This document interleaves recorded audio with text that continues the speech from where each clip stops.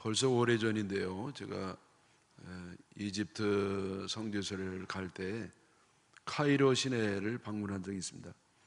그 시내 아주 한복판에 미니어처 집들이 셀 수 없는 수많은 집들이 있었는데 그 집의 크기가 거의 실제 집의 절반이나 되나요? 그 이상이 되나요? 그런 집들이 우리나라 같으면 명동 한복판 같은데 뭐 몇 채인지 알 수가 없어요. 아주 그 끝이 안 보이는 그런 엄청난 집들이 있었습니다. 근데 그 집이 뭐냐면은 무덤이라는 거예요.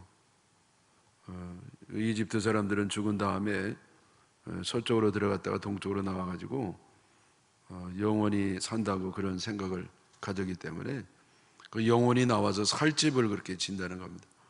이 땅에 살아가는 동안에는 뭐 어렵고 힘들게 산다 할지라도 저 세상에서는 제대로 좀 살아보겠다고 저들은 살아있는 동안에 죽어서 살 집을 마련하는데 총력을 기울이면서 저렇게 산다고.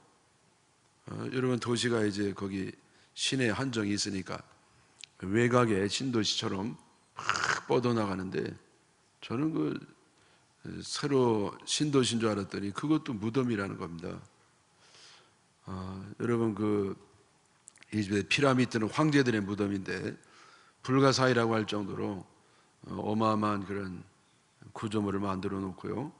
또 그뿐만 아니라 우리나라 왕들도 거의 작은 동산을 만들어 놓고 또 이북의 김일성도 보면은 미라 처리를 해가지고 이렇게 관 속에 이렇게 얼굴이 다 나오게 그렇게 해서 사람들이 경배하도록 만들어 놓고 어쨌든 여러분 그 이 세상 권력자라든지 교주라든지 왕이라든지 독재자라든지 또 이제 민간이라 할지라도 왜 그렇게 사후의 세계에 대해서 관심이 많고 에너지를 그렇게 쓰느냐? 영생에 대한 소망이라고 생각합니다. 어떻게든지 좀 영생을 좀 갖고 싶은 심정이 그런 무덤을 크게 어마어마하게 만드는 것으로 표현이 되는구나, 제가 그렇게 생각을 했습니다.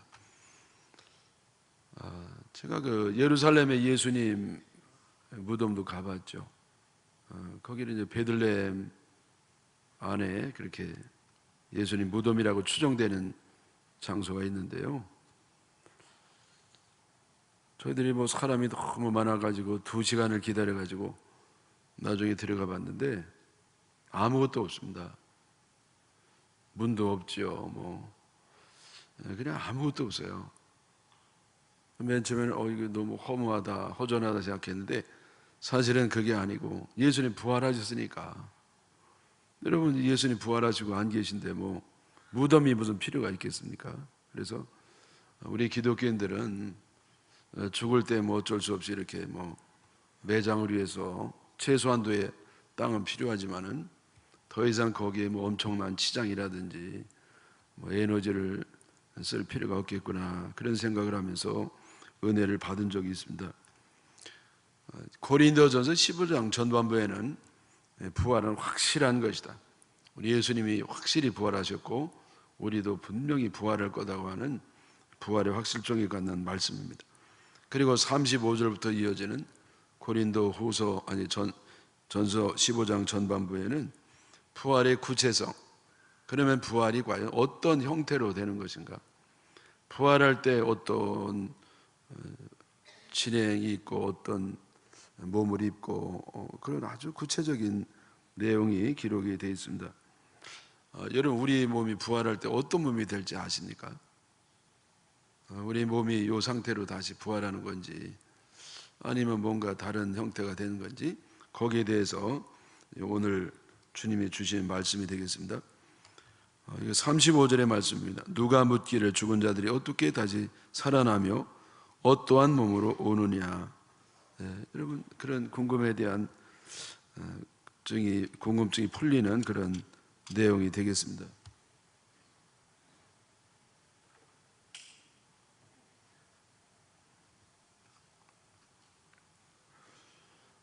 여기에 대한 말씀이 바로 이제 36절, 37절에 나오죠.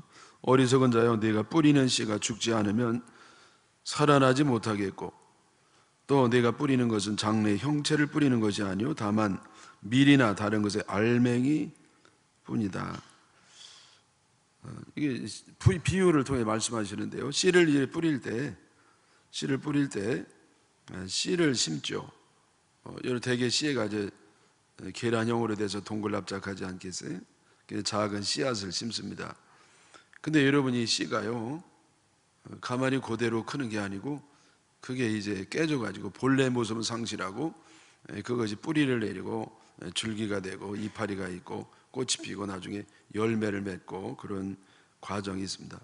그 조만한 그 씨앗에서 어떻게 그런 놀라운 성장의 과정이 있을 수 있을까요? 그래서 우리가 죽을 때는 이렇게 땅 속에 씨가 심겨지는 것처럼 우리가 우리의 모습이 그대로 이제 동글한 모습이 그대로 심어진단 말이죠. 그리고 그게 자기의 모습은 잃어버려요.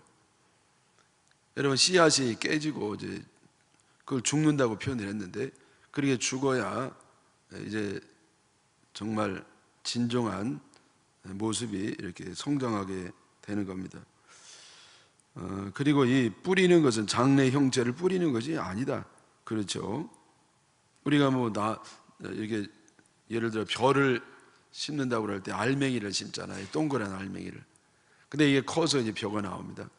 근데 벼를 땅 속에 심는 사람은 없단 말이에요. 마찬가지로 우리가 이제 이런 씨앗과 같은 우리가 땅 속에 심겨지고 이게 죽어지면 이제는 완전히 정말 멋있는 변화된 모양을 입게 된다. 이제 그런 말씀이죠.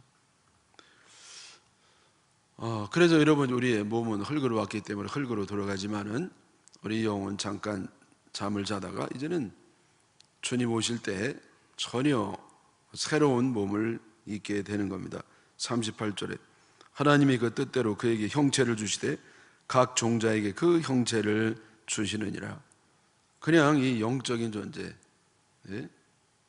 뭐 이렇게 혼이 떠돌아다니고 그런 게 아니고 형체를 준다는 겁니다. 형체를. 여러분, 이 죽은 다음에 이 사후 세계에 대해서 되게 사람들이 품는 생각이 5가지 정도로 생각할 수 있겠는데요. 첫째는 죽으면 모든 게 끝이다. 죽은 다음에 그 사후에 뭐가 있겠냐. 몸도 다 죽고 영이 어딨냐. 다 이제 죽는 거지. 그래서 소멸된다는 생각이 있습니다. 이건 주로 불신자들, 예수 안 믿는 사람들이 이런 생각을 갖습니다. 그 다음에 이제 죽지 않고 영원히 산다. 몸도 살고 영도 살고 다 영육간에 영원히 살 수 있다. 이거는 하나님의 교회 안상홍 씨가 이제 그런 생각을 가졌죠. 그래서 그 교주가 죽었을 때요, 저들의 믿음대로 그 교주가 영원히 영생한다고 생각하고 매장을 하지 않아가지고요, 그냥 난리가 났죠. 썩는 냄새가 진동하고 할 수 없이 이제 그걸 묻었습니다. 그리고 이제 하나님이 죽었으니까 어떻게 해야 되겠어요? 그래서 궁여지책으로 부인 장길자 씨가요, 하나님으로 등장해가지고 지금 하나님으로 이렇게 믿는 겁니다. 여러분, 하나님이 이제 죽고 그 뜻대로 안 되면 에이 하고 다 끝날 줄 아는데요, 그래도 그걸 또 그렇게 해가지고 계속하면 또 믿는 겁니다. 여러분, 이게 거짓말이 진실로 밝혀지면 이제는 거짓이 끝날 것 같은데 또 다른 거짓말 만들어가지고 계속하는 것이 영적인 역사입니다. 어쨌든 죽지 않고 영생한다는 생각들이 있습니다. 다 엉터리죠. 그 다음에 세 번째는 죽었다가 환생하는 게 있습니다. 그래서 사람이 죽으면은요, 짐승으로도 태어나고, 또 아주 럭키한 경우 착한 일 많이 하고 덕을 많이 쌓으면 인간으로도 태어날 수가 있다. 그렇게 얘기하는 것이 주로 불교라든지 힌두교에서 우리가 잘 아는 것처럼 그런 생각을 갖고 있습니다. 네 번째는 몸은 이제 소멸이 되지만은 영혼은 영원히 살아가지고 생전에 좋은 일 많이 하고 덕을 많이 쌓으면 극락에 가가지고 아주 행복하게 살고, 또 못된 일 많이 하면 이제는 염라대왕이 지옥으로 끌고 가지고 완전히 이제 영원한 불행 속에 빠진다. 그런 생각, 그런 종교가 또 있습니다. 그리고 우리 다섯 번째, 우리 기독교가 갖는 생각인데요. 우리가 사람이 죽으면 믿는 사람들은 잠깐 잠을 자고, 그리고 주님이 오실 때 새 몸으로 그 부활한 몸을 입고서요, 이런 천국에서 주님과 영원한 복락을 누리게 된다. 그런 말씀이죠. 안 믿는 사람은 어떻게 되냐? 안 믿는 사람도 다시 살아요. 부활해요. 왜? 영원한 형벌을 얻기 위해서. 여러분, 차라리 죽으면 모든 게 끝이면 얼마나 좋겠습니까? 죽으면 모든 게 묻히고 끝이다 그러면 너무 좋은 겁니다. 근데 그렇지 않아요. 예수님을 믿지 않고 아주 죄 가운데 죽은 사람은 죄값을 받기 위해서 그도 일어나야 됩니다. 그리고 영원한 형벌을 받게 되는데, 성경에서는 둘째 사망이다. 둘째 사망이라고 그래요. 둘째 사망은 한번 죽었다가 또 일어났다가 또 죽는다는 뜻이 아니고 영원한 형벌을 받는 것을 둘째 사망이라고 표현하고 있습니다. 여러분, 그래서 다른 것은 다 그게 사실과 다르고 오직 성경 말씀에 기록된 그 내세관이 진리인 줄 믿으시기를 바랍니다. 우리가 믿을 이 새로운 몸은 영생에 합당한 몸입니다. 이 세상에 살아가는데 합당한 이 몸은요, 이 땅에서만 살 수 있는 몸입니다. 그런데 이제 저 세상에서, 천국에서 주님과 영원히 살려면 영원한 삶을 살 수 있는 그러한 새로운 몸을 얻게 되는 겁니다. 42절에 죽은 자의 부활도 그와 같으니 썩을 것으로 심고 썩지 아니할 것으로 다시 살아나고. 여러분, 지금 우리 몸은 썩을 것이죠. 근데 이제는 썩지 아니할 것으로 살아납니다. 또 욕된 것으로 심고 영광스러운 것으로 다시 살아나고. 여러분, 이 몸이 지금은 욕된 것이지만은, 그러나 우리가 부활한 몸은 영광스러운 것입니다. 약한 것으로 심고 강한 것으로 다시 살고. 우리는 약하잖아요. 병들고 늙고 부족한 게 많아요. 약하고. 그래서 약한 것으로 심었지만은 강한 것으로 다시 살고, 육의 몸으로 심고 신령한 몸으로 다시 사나니. 여러분, 지금 우리 육의 몸으로 살아요. 그러나 이제는 신령한 몸으로 다시 살고, 육의 몸이 있은 적도 영의 몸도 있느니라. 지금은 육의 몸으로 살지만은 이제는 영원한 생명을 살기 위해서 영적인 몸으로 살게 되는 겁니다. 또 49절에 우리가 흙에 속한 자의 형상을 입은 것 같이 또한 하늘에 속한 이의 형상을 입으리라. 여러분, 지금은 우리가 흙에 속한 육신을 입고 살지만은 이제는 천국에서 주님과 함께 영원히 살기 위해서는 하늘에 속한 그 형상을 입게 되는 겁니다. 애벌레가요, 이제 때가 되면 이제 껍질을 벗고 탈바꿈을 합니다. 그때 상상하지 못했던 아름다운 몸을 입습니다. 나비가 되는 것이죠. 그래서 이 창공을 마음껏 날아다닙니다. 우리는요, 마치 애벌레같이 흙에 속한 형상. 그래서 생긴 것도 그렇게 물론 아름답고 멋있는데 하나님 만드셨기 때문에, 그러나 앞으로 입을 부활체 형체에 비하면 애벌레에 불과한 것이죠. 그래서 이 땅에 흙에 속한 우리들이 발에 딛고 꾸물꾸물 애벌레처럼 그렇게 살다가 죽으면은요, 하나님이 새로운 형체를 입어주시는데 나비처럼 영원한 몸을 입고요, 아주 아름답게 찬란하게 빛나는 몸을 가지고 주님과 함께 영원히 사는 줄 믿습니다. 여러분, 우리가 부활한 이후에 살아갈 몸에 대해서는 예수님이 부활하신 다음에 어떤 몸을 입으셨는가, 그걸 보면 힌트를 얻을 수가 있습니다. 우리가 예수님처럼 꼭 그렇게 되는지는 잘 모르겠어요. 그러나 어느 정도 예수님이 부활의 첫 열매고 우리가 이어지는 열매이기 때문에 예수님의 부활하신 그 형태가 우리가 가질 형태와 어느 정도 비슷하지 않겠는가. 그래서 예수님이 부활하신 다음에 행적을 살펴보면서 우리가 어떤 모양이 될 것인지 그거를 유추해 볼 수가 있겠습니다. 누가복음 24장 37절에 그들이 놀라고 무서워하여 그 보는 것을 영으로 생각하는지라. 우리 제자들이요, 부활한 예수님 보고요, 아주 너무 깜짝 놀라고요, 놀래고 그리고 벌벌벌 떨었습니다. 너무 충격적인 것이 돼가지고. 물론 예수님이 부활한다는 말씀 수없이 들었습니다만은 믿음이 없어가지고요. 믿음이 있긴 있지만은 구체적 믿음이 없어가지고 우리 예수님이 정말 부활한 걸 볼 때 이들이요 놀라고 무서워하면서 보는 것을 영으로 생각했다. 우리 예수님이 영으로만 아니고 몸으로도 부활하셨는데 이들은요 영으로만 귀신처럼 귀신이 혼령이 왔다 갔다 하는구나 그렇게 생각을 했다는 것이죠. 그랬더니 여기 누가복음 24장 39절에 예수님이 이런 말씀하십니다. 내 손과 발을 보고 나인 줄 알라. 또 나를 만져보라. 영은 살과 뼈가 없으되 너희 보는 바와 같이 나는 있느니라.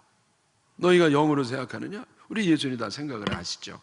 그래서 영은 살과 뼈가 없다. 그러나 나는 있지 않느냐? 만져봐라. 만져보고 내가 부활한 사실이라는 것을 믿도록 하라. 그렇게 말씀하죠. 그러니까 여러분 우리 예수님이요 어떤 영적 존재로 부활한 다음에는 영혼만 떠돌아 그게 아니고 분명히 거기 하나님께서 그 몸도 부활을 하게 하신 겁니다. 예수님이 몸도 부활했다고 하는 것은 성경 여러 군데 나옵니다. 누가복음 24장 42절에서 43절에 보면 이에 구운 생선 한 토막을 드리니 받으사 그 앞에서 잡수시더라. 부활하신 예수님이요 이제 고기 잡고 새벽에 그 제자들에게 나타나셨거든요. 그리고 예수님께서 부활한 예수님께서 얘들아 그 고기 좀 가져와 좀 먹어보자. 그랬더니 제자들이 여기 꼬가지고 한 토막을 드렸더니 예수님이 그거를 잡수셨다는 겁니다. 그러니까 여러분 예수님께서 부활하신 것은 어떤 이렇게 혼령처럼 그런 영적 존재로서가 아니라 그 옛날에 사셨던 그 예수님이 이제 몸과 함께 영도 부활하셨다는 걸 말씀하고 있는 겁니다. 자, 그러면 여러분 예수님은요 옛날에 그 모습 그대로 부활했느냐? 그건 아닌 것 같아요. 물론 옛날에 몸의 연속성을 가지고 부활하셨습니다만은 뭔가 달라졌어요. 요한복음 20장 14절에 이 말을 하고 뒤로 돌이켜 예수께서 서 계신 걸 보았으나 예수이신 줄 알지 못하더라. 막달라 마리아가 예수님이 향유를 부으러 무덤에 갔는데 돌이 열려 있고요. 그 안에 들어가 보니까 거기 있던 예수님 시신이 없어진 거예요. 그래서 이 마리아가요 너무 이게 충격이 되고 슬퍼가지고 있는데 그 천사들이요 있습니다. 그래서 우리 예수님 시신을 어디 갖다 놨는지 좀 얘기 좀 해주세요. 그리고 문득 뒤를 봤더니 예수님이 서 계시지만은 그 예수님을 알지 못했다. 알아보지 못했다는 겁니다. 여러분이 믿지 못해가지고 못 알아볼 수도 있지만은 그러나 이런 경우에는 그것보다는 예수님이 좀 변하셨어요. 요한복음 20장 15절에도 예수께서 이르시되 여자여 어찌하여 울며 누구를 찾느냐 하시니 마리아는 그가 동산지기인 줄 알았다. 예수님이라는 건 꿈에도 모르는 것이죠. 여인들뿐만 아니라 제자들도 마찬가지였습니다. 요한복음 21장 4절에 날이 새어 갈 때에 예수께서 바닷가에 서셨으나 제자들이 예수이신 줄을 알지 못하는지라. 제자들도 예수님을 잘 못 봤어요. 이들이요 그냥 너무 믿지 못해서 못 알아봤는가, 새벽 어스름이기 때문에 못 알아봤는가 그렇게 볼 수도 있겠습니다만은 성경에 보면은요 예수님의 모양이 달라졌던 것을 마가복음 16장 12절에 말씀하고 있습니다. 그 후에 그들 중 두 사람이 걸어서 시골로 갈 때 다른 복음서에는 엠마오로 가는 제자들이라고 그랬어요. 예수께서 다른 모양으로 그들에게 나타나시. 예수님이 다른 모양이에요. 생전에 예수님이 살아계실 때 모양하고는 다른 모양으로 이들에게 나타나게 됩니다. 그러면 다른 모양이면 전혀 못 알아듣냐? 그건 또 아니에요. 자세히 보면은요 알아볼 수도 있어요. 누가복음 24장 30절에 그들과 함께 음식을 잡수실 때에 엠마오로 내려갔던 두 제자들 예수님이요 같이 성경도 풀어주시고 식사도 같이 하시고 이제는 떡을 가지고 축사하시고 그들이 먹으면서 눈이 밝아집니다. 그들과 함께 음식을 잡수실 때 떡을 가지사 축사하시고 떼어 그들에게 주시니 그들의 눈이 밝아져 그인 줄 알아보더니 예수는 그들에게 보이지 아니하시는지라. 그래서 여러분 예수님을요 전혀 몰라보도록 바뀐 건 아니고 알아볼 수 있었지만은 그러나 좀 달라졌습니다. 이런 우리가 천국 가도요, 우리 다른 아주 너무너무 멋진 그런 몸이 되는 겁니다. 빛나는 몸이 되는데, 그러면 전혀 몰라보면 어떻게 되겠어요? 그렇죠? 아빠 그리고 알아봐야지. 못 알아보면 어떡하냐고? 그냥 여러분이 알아는 봐요. 근데 알아는 보는데 그 옛날에 그 연속성이 있으면서도 그러면서도 또 아주 멋지게 달라졌단 말이죠. 그리고요, 이게 또 뭐가 달라진 게 뭐냐면은 모양도 그렇습니다만은 그 어떤 그 능력이라고 할까요? 그것도 달라지죠. 자, 그들의 눈이 밝아서 그인 줄 알아보던 예수님 알아보는데 예수는 그들에게 보이지 아니하시는지라. 그리고 예수님이다. 그랬더니 예수님이 안 보이는 거예요. 이제 예수님이 금방 사라진 겁니다. 예수님이 뭐 안녕 하고 이렇게 뚜벅뚜벅 가시는 게 아니라 예수님이다 했더니 그 다음에 안 보이셔요. 그러니까 여러분, 이게 시간과 공간을 초월하는 그런 영원한 몸을 있게 된 것입니다. 또 요한복음 20장 19절에도 그런 말씀입니다. 이날 곧 안식구 첫날 저녁 때 제자들이 유대인들을 두려워하여 모인 곳에 문들을 닫았더니 예수께서 오사 가운데 서서 이르시되 너희에게 평강이 있을지어다. 여러분, 제자들이요, 유대인들을 두려워하여서, 왜냐하면 예수님이 잡혀 십자가에 달려 돌아가시게 됐는데, 여러분, 이점도 되면은요, 자기들도 잡히면은요, 꼼짝없이 이제 죽게 되는 것이기 때문에 문들을 닫았다. 그러니까 사도 요한은요, 문을 닫았다는 것을 굳이 표현합니다. 왜냐하면은요, 이거는 아주 두려워해가지고 그냥 닫을 정도가 아니라 잠가는 겁니다. 근데 예수님이요, 예수께서 오사 예수님이요, 그 닫힌 문을 통과해서 들어오세요. 그러니까 여러분, 이것은 옛날의 몸이 아니에요. 달라졌어요. 시간과 공간을 초월하는 겁니다. 그리고 문이 닫혀 있어도 탁 들어오는 그런 몸으로 변한 겁니다.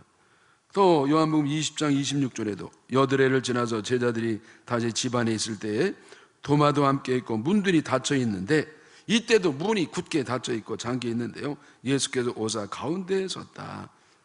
이 이후에 8일 후에도 이런 사건이 또 일어나게 된 겁니다.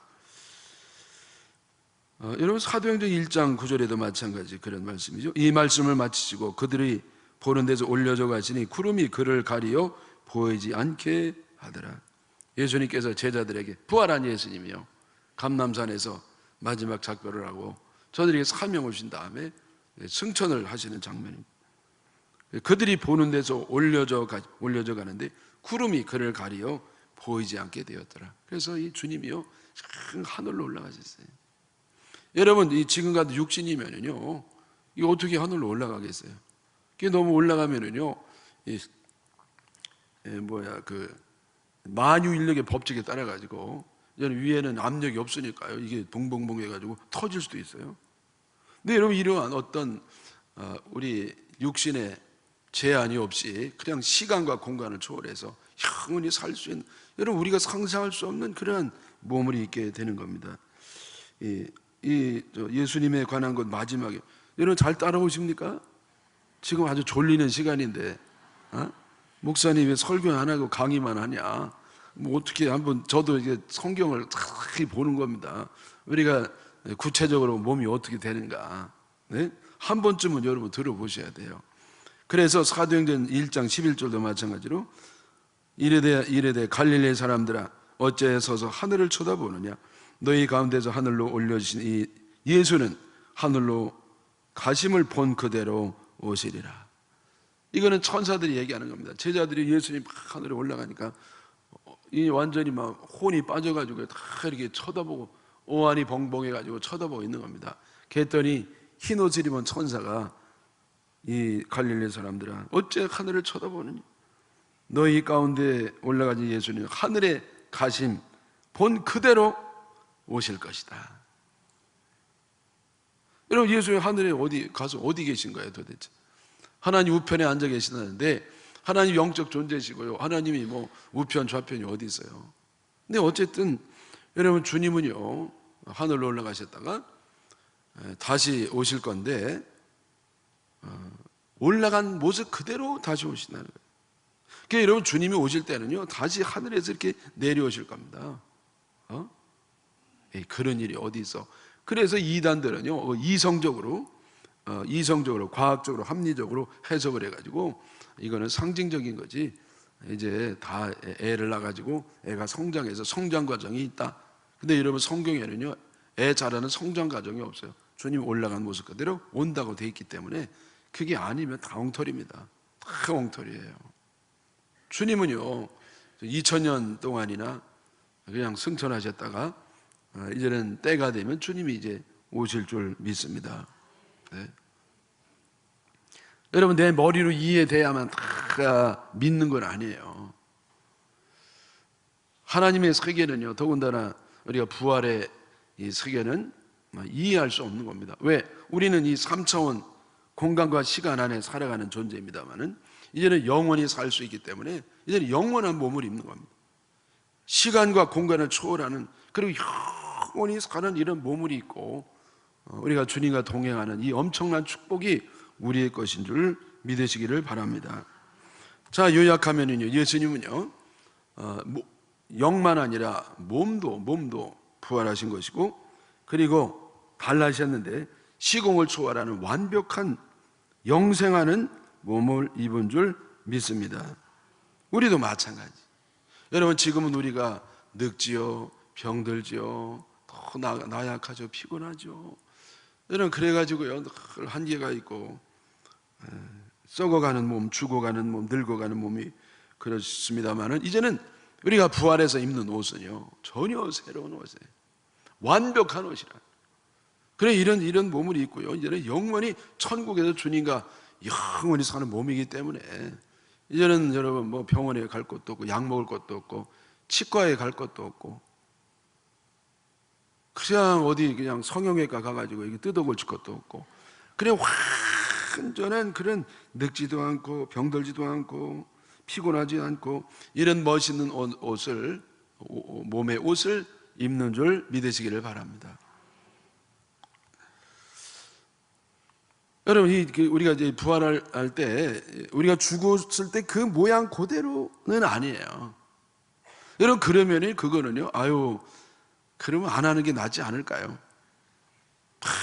병들어 죽은 사람도 있죠. 사고 나서 그냥 팔이 없어지다, 얼굴이 없어진다든지 전쟁에서 막 완전히 망가진, 여러분, 그렇게 부활하면 무슨 소용이 있겠습니까? 그건 좀비 같지 않겠습니까?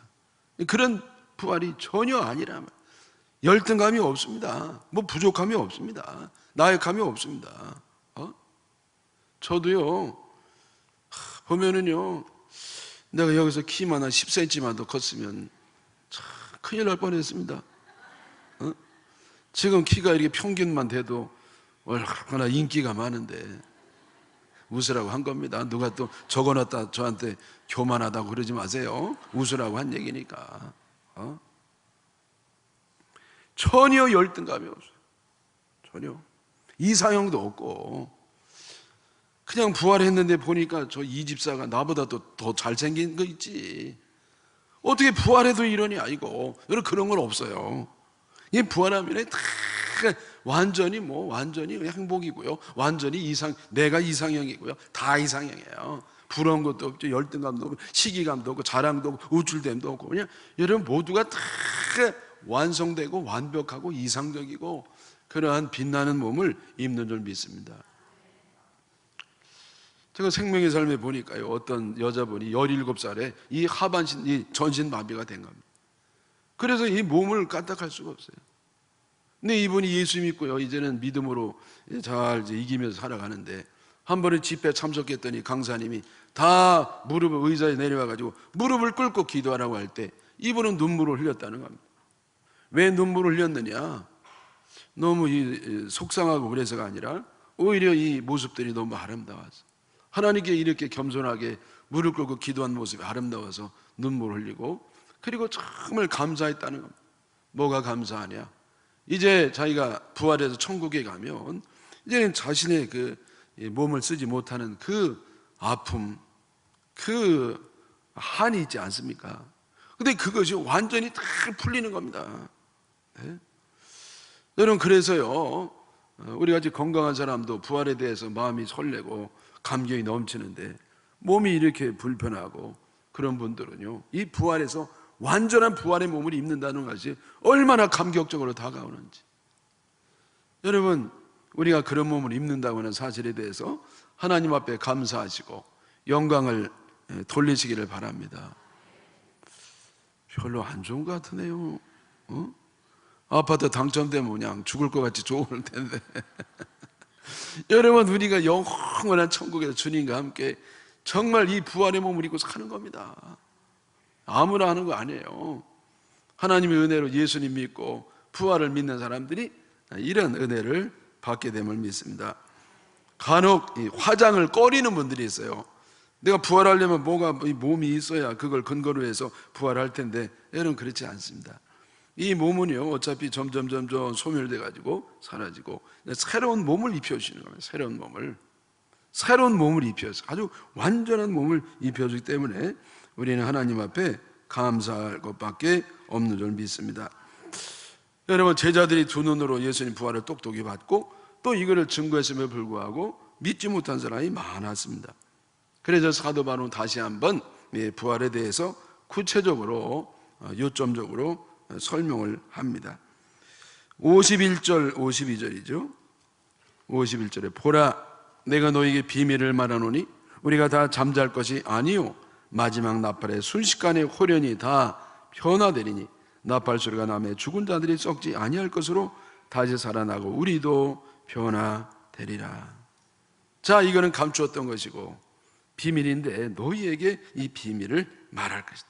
여러분, 우리가 죽은 다음에 어떻게 될 것인지 이 놀라운 비밀을 너희에게 말한다. 우리가 다 잠잘 것이 아니다. 여러분, 우리가 죽으면 이제 잠자잖아요.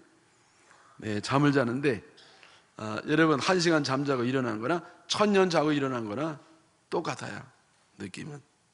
그래서 이게 잠깐 자고 일어나다 마지막 나팔에 순식간에 홀연히 다 변화. 이 나팔은 뭐냐? 예수님 재림하실 때 이 천사들이요 막 나팔을 부는 겁니다. 빰빠라밤 불면, 그러면 우리가 어떻게 되느냐? 순식간에 홀연히 다 변한. 어떻게 변합니까? 이 부활의 영원한 영생의 몸을 입는다는 거예요. 이 썩을 것이 반드시 썩지 아니할 걸 입겠고, 자 52절에 나팔 소리가 나매 죽은 자들이 썩지 아니할 것으로 다시 살아나고 우리도 변화되리라. 먼저 죽은 사람들이요 그 무덤에서 일어나는 거예요. 부활하면서 완전히 이제 부활의 몸을 입습니다. 그리고 우리도 변화되리라. 이 썩을 것에서 반드시 썩지 아니할 것을 입겠고 이 죽을 것이 죽지 아니함을 입으리라. 그동안에는 썩었습니다. 죽었습니다. 망했습니다. 그런데 이제는 썩지 아니할 걸 입고 죽지 아니함, 영원한 몸을 입는다는 겁니다. 이 썩을 것이 썩지 아니함을 입고 이 죽을 것이 죽지 아니함을 입을 때에는 사망을 삼키고 이기리라고 기록된 말씀이 이루어지리라. 그래서 이제는 사망을 삼키고 이기리라고. 죽지 아니함이, 그러니까 부활이 죽음을 이긴다는 겁니다. 부활의 생명이 이제 죽음을 이기는 겁니다. 여러분, 세상에 죽음보다 더 강한 건 없어요. 죽음을 이길 장사는 없습니다. 여러분, 누가 죽지 않겠어요? 다 죽지만은 이제는 예수님이 다시 오셔가지고 우리에게 부활의 생명을 주시면 이제는 죽음이 다 지는 거예요. 죽음이. 네. 데살로니가 전서 4장 16, 17절에 주께서 호령과 천사장의 소리와 하나님의 나팔 소리로 진이 하늘로부터 강림하시리니 그리스도 안에서 죽은 자들이 먼저 일어나고 그 후에 우리 살아남은 자들도 그들과 함께 구름 속으로 끌어올려 공중에서 주를 영접하게 하시리니 그리하여 우리가 항상 주와 함께 있으리라. 여러분, 지금은 주님을 간접적으로 느끼고 간접적으로 주님의 음성을 듣습니다마는 그때는요 직접 주님을 직접 뵙고 주님과 직접 대화를 하고 주님을 직접 뵙는 큰 영원한 주님과 동행하는 삶을 살게 되는 겁니다. 먼저는요 죽은 자들이 일어나고 그 다음에 살아있는 사람도 순식간에 몸이 싹 영원한 몸으로 변합니다. 그리고 공중에서 주님을 맞이하는 겁니다. 소위 말하는 휴거가 되는 것이죠. 그래서 천국의 주님과 영원한 삶을 사는 줄 믿습니다. 그래서 이 55절에 사망아 너의 승리가 어디 있느냐, 사망아 내가 쏘는 것이 어디 있느냐. 네. 그동안 사망이 우리를 다 잡아먹었습니다. 그러나 이제는 이 사망도요 부활 앞에서는 죽는 겁니다. 네. 사망아 그래 네가 이기는 게 어디 있느냐, 내가 그동안에 이겨왔지만 이제는 이 사망아 네가 질 것이다. 내 쏘는 게 어디 있느냐? 아니다. 내가 이제는 도로 화살에 맞아 내가 줄 것이다. 사망에 쏘는 것은 죄여 죄의 권능은 율법이라. 사망이 왜 왔느냐? 죄 때문에 왔단 말이야. 그래 죄의 권능은 율법이라. 이 죄는 율법 때문에 깨닫게 됐단 말이죠. 네? 그러나 우리 주 예수 그리스도로 말미암아 우리에게 승리를 주시는 하나님께 감사한다. 사랑하는 여러분, 우리는요 죽음에 대한 부활의 승리가 나의 것인 줄 확신하시기 바랍니다. 뭐 죽어봐야 알지 뭐 귀신 신나라 까먹는 소리 하고 있고, 요즘 발나라를 가고 별나라를 가고 최첨단 시대가 왔는데 뭐 천국을 얘기하고 부활을 얘기하고 우리 목사님 생긴 건 안 그런데 촌스럽게 왜 그러냐, 여러분 그렇게 얘기하면 안 돼요. 여러분 성경 말씀은 영원 불변하는 귀한 말씀이고요 우리의 이 모든 이성을 초월하는 진리의 말씀인 줄 믿습니다. 저는요 이 부활을 분명히 믿습니다.